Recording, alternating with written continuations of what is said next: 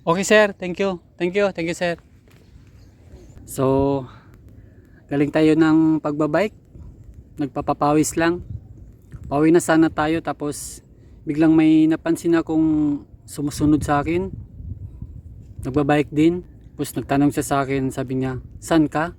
Then sabi ko, "Pauwi na." Then sabi din niya, "Uy, tamang-tama, pauwi na rin ako."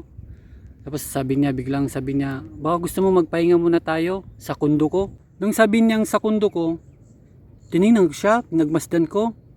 Siguro nasa ano na siya, nasa 50 or mid 40s yung edad niya. Tapos pinagmasdan ko. Din mahalata mo naman pag maraming pera yung tao kasi makinis yung balat, maputi, parang ganun. Tapos yung kondo daw niya nasa likod ng SM. Tapos sabi pa niya marami daw siyang energy drink doon.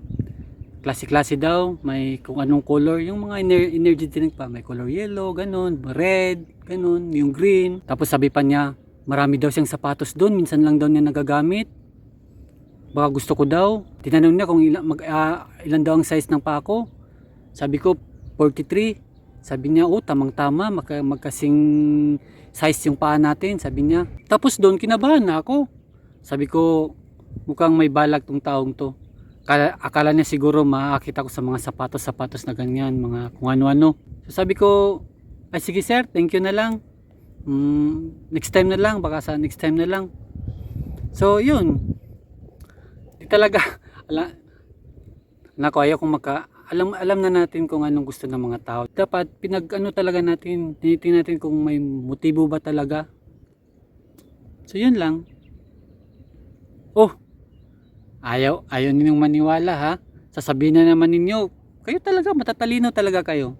Sasabihin niyo naman, bago na yung sapatos ko, sira. Hindi. Oh, papakita ko sapatos ko ha. Tingnan nyo. Oh, yan. Yan yung sapatos ko. Biling Unitop 200, 'di ba? Kaya talaga ba yun yung maniwala? Bye bye.